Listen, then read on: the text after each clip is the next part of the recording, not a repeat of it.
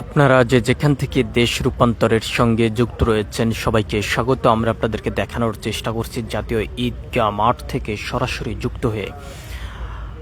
আমরা আপনাদেরকে একটু জানিয়ে রাখতে চাই, বেলা 11টা থেকে রাজধানী জুড়েই মুষলধারে বৃষ্টি চলমান রয়েছে। বর্তমানে ঈদগাহ মাঠের পরিবেশ পরিস্থিতির সম্পর্কে যদি আমরা আপনাদেরকে একটু জানিয়ে রাখতে চাই, তার পাশাপাশি একটু যদি দেখানোর চেষ্টা করি। আমরা দেখেছি যে জাতীয় ঈদগাহ মাঠে সব ধরনের প্রস্তুতি গ্রহণ করেছেন ঢাকা দক্ষিণ সিটি কর্পোরেশনের পক্ষ থেকে। যে তথ্য আমাদেরকে জানিয়েছেন, আইন শৃঙ্খলা রক্ষাকার বাহিনী থেকে শুরু করে মুসল্লিদের নিরাপদভাবেই জাতীয় ঈদগাহ মাঠে প্রবেশ এবং নামাজ আদায় সহ সব ধরনের প্রস্তুতি গ্রহণ করেছেন। এদিকে সরকারের পক্ষ থেকে যেমনটি জানানো হয়েছে, ধর্মপ্রাণ মুসলমানদের যে ধর্মীয় উৎসব পবিত্র মাহে রমজানের যে ঈদুল ফিতরের যে নামাজ আদায় করতে কোনো ধরনের সমস্যা যেহেতু না হয়, সব ধরনের ব্যবস্থা গ্রহণ করেছেন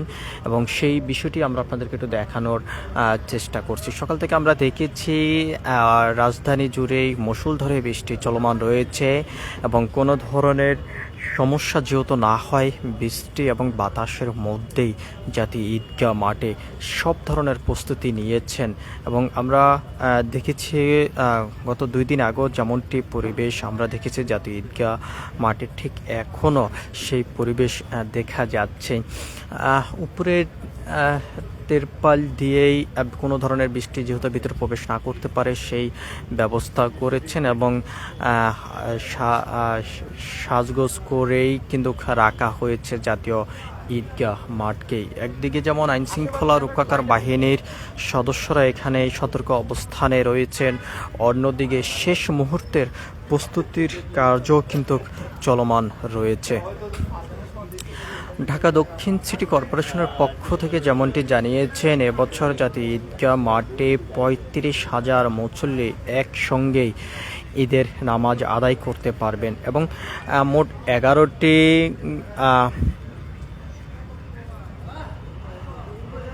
গেট করা হয়েছে। তার ভিতরে ভিআইপি 4টি এবং বাকি 60টি সাধারণ মানুষের জন্য মুক্ত করে দেওয়া হবে আগামী দিন কালকে, এমনটি কিন্তু জানানো হয়েছে ঢাকা দক্ষিণ সিটি কর্পোরেশনের পক্ষ থেকে।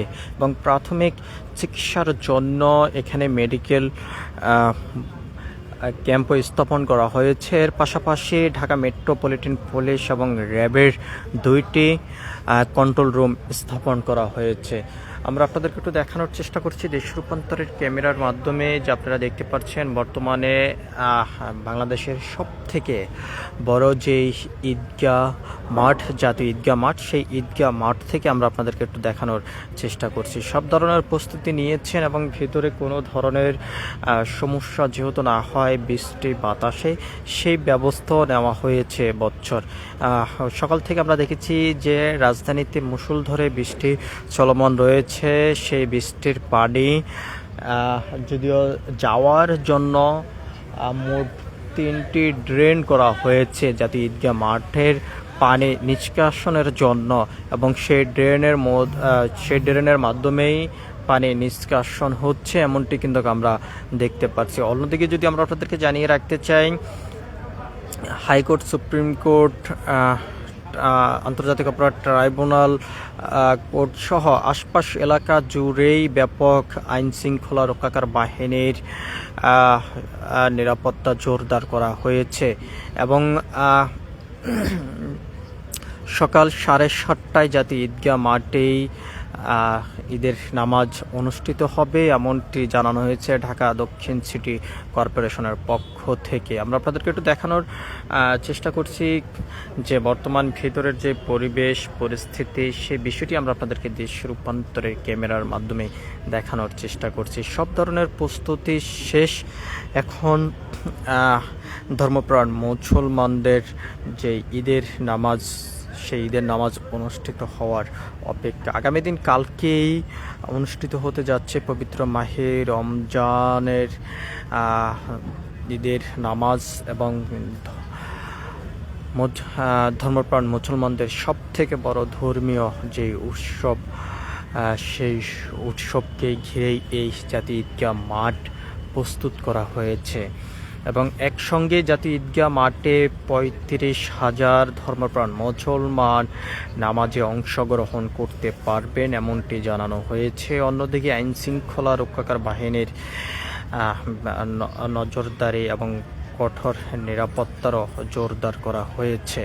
এদিকে সব ধরনের প্রস্তুতি প্রায় শেষ মুহূর্তে জাতীয় ঈদগাহ মাঠ, এক কথা বলা যায় আলো এবং সাজসজ্জা খুব ঝলমল করছে জাতীয় ঈদগাহ মাঠ। কোনো ধরনের অসুবিধা এবং সমস্যা যেহেতু না হয় সেই বিষয় নিয়ে এবছর ঈদের মাঠটি প্রস্তুত করেছেন ঢাকা দক্ষিণ সিটি কর্পোরেশন।